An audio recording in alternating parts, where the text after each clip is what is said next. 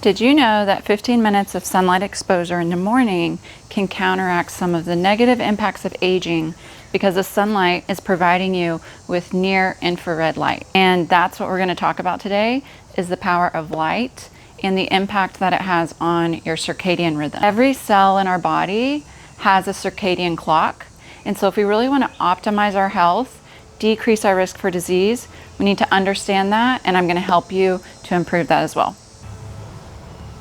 So ironically, the light that I normally use to help me record my videos is broken.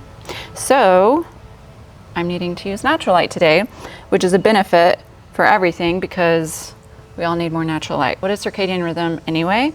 It is an internal clock, and it is known as your body's master clock. If you think of what a clock does, it tells us what time it is, right? And so every cell in our body has a circadian time, a circadian clock, and based on what is being told to that clock in our cells, it will do things. It will start a process of actions and not take action for things. That internal clock is impacted by our exposure to natural light. That natural light controls the release of certain hormones and is involved in how we age and fight disease.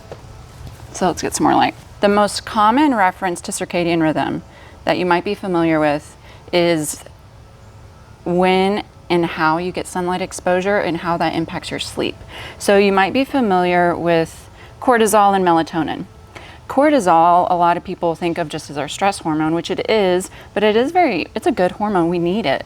And it actually has an inverse relationship with melatonin. You might be familiar with melatonin as a hormone, or you can take it as a supplement to help you sleep better. When we wake up in the morning, cortisol rises, and we want melatonin to be low. Like I said, they have an inverse relationship. When one is high, the other is low, and vice versa.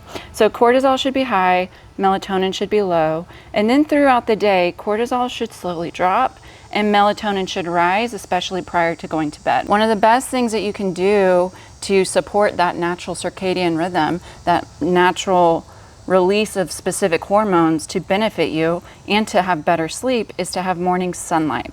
Morning sunlight promotes higher quality sleep, mostly in part due to its impact on circadian rhythm. If you get morning sunlight, it sets the internal clock in your body that then controls the release of melatonin and cortisol. This will in turn help to promote high quality sleep. Most of my clients who are dealing with poor sleep, there's so many things that we can do, but one of the easiest things you can do is to get morning sunlight, especially seeing the sunrise if you can, but also just like now, if it's morning for you, get outside and get that sunlight to go through your eyes and tell your brain what's going on, and that'll have a cascade effect on the rest of your body. This is also why a lot of people wake up between 2 and 4 a.m. Cortisol, when it's imbalanced, will rise too early, and one of the best ways to help balance that is to get morning sunlight. Also, this is why excessive blue light exposure, especially at night, blue light comes from screens, it'll negatively impact your sleep because it tells your brain it's daylight at the wrong time.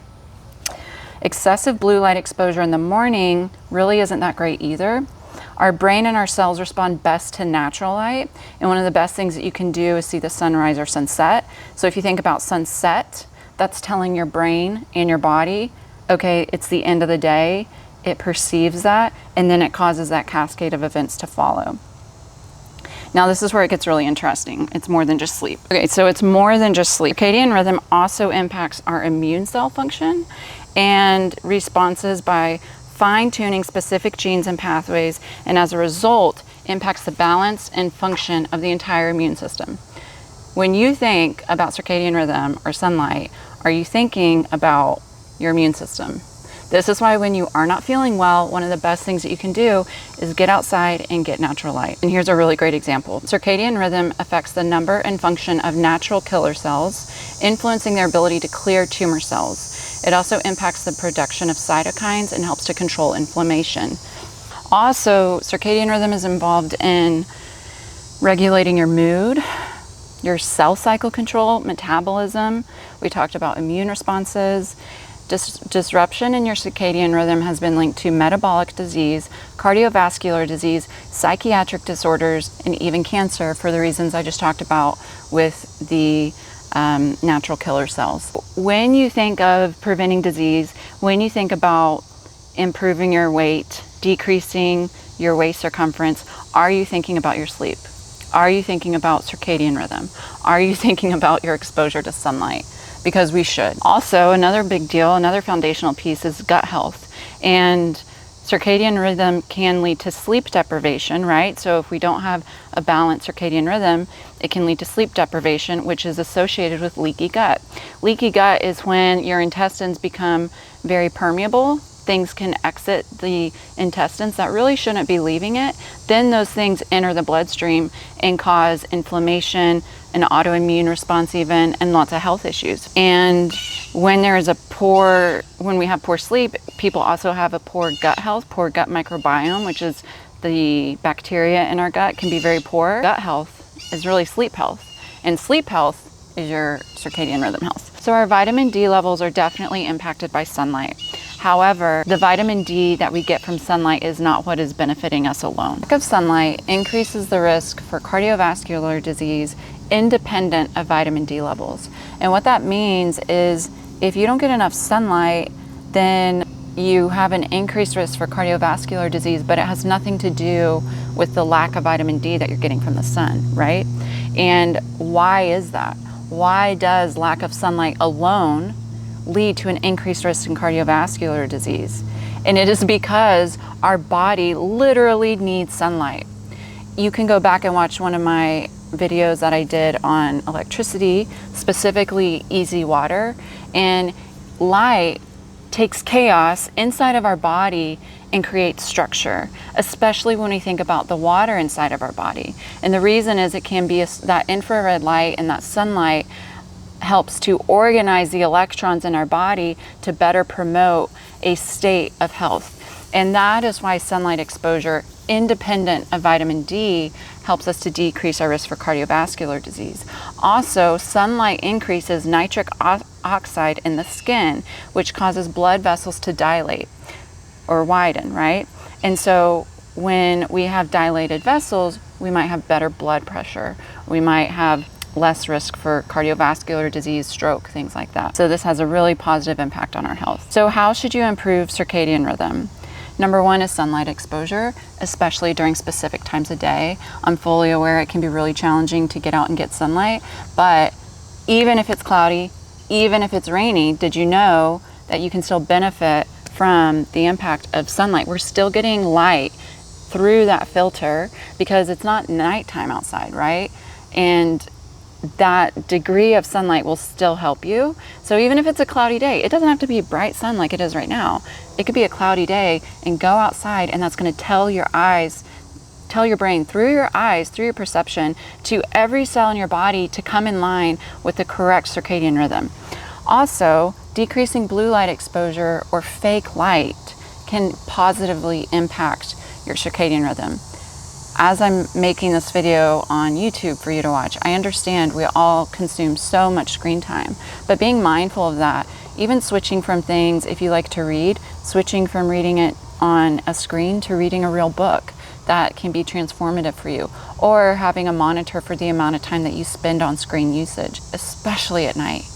Blue light exposure at night for extended periods of time will negatively impact your circadian rhythm because that concentrated light is going to tell your eyes and tell your brain that it's daytime, and it is not.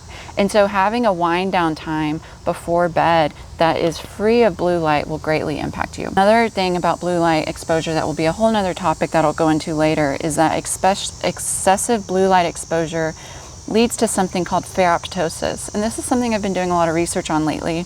Because I had never really, or I haven't heard many people talk about it, but I do think it's going to be something that comes up more and more. And pheroptosis is cell death that's accelerated by blue light exposure and other environmental factors. And it is linked to iron levels. And so blue light exposure actually increases cell death. That is huge because we live in a world that is decreasing its exposure to nature, increasing its exposure to fake AI, computer-generated screen time. Anything that you can do to promote your time in nature or increase your light exposure will help to improve your cellular function, even on a mitochondrial level. Mitochondria are the powerhouse of our cells. Every single health issue is linked to poor mitochondrial function. And interestingly enough, mitochondria are light sensitive. That means if you want to have healthy mitochondria, they have to be exposed to light. Are you exposing your ability to fight disease, age well, and even to lose weight to light, which is your mitochondria? Are you exposing them to light?